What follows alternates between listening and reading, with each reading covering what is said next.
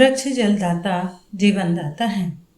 अब धीरे धीरे पहाड़ों पर बर्फ जमना कम होती चली जा रही है। कुछ समय पूर्व जितनी मोटी बर्फ की तरह जमती थी उतनी नहीं जमती।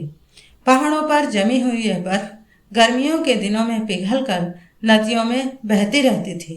फलस्वरूप उत्तर भारत की नदियों में पूरे 5 साल तक पानी की कमी नहीं होती थी।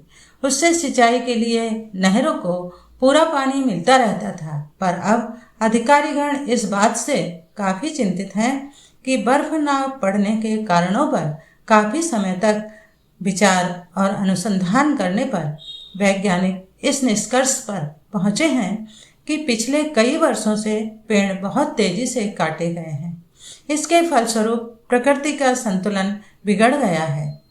भूगोल शास्त्री इस बात को जानते हैं कि जब भाप बनकर बादल आसमान में मंडराते हैं तो उस समय वृक्षों से एक प्रकार की शीतल प्राणवायु निकलकर आसमान की ओर बढ़ती है।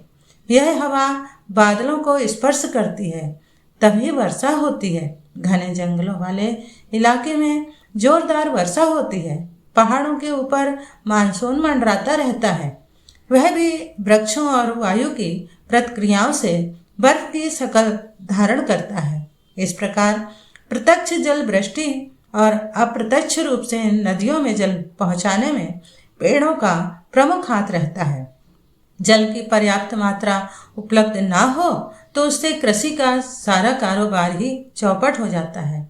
इस प्रकार वृक्ष भारतवर्ष जैसे कृषि प्रधान देश के लिए जीवनदाता से कम नहीं है। खेती की नहरों द्वारा सिंचाई का अप्रत्यक्ष उत्तरदायित्व बेचारे पेड़ संभालते हैं।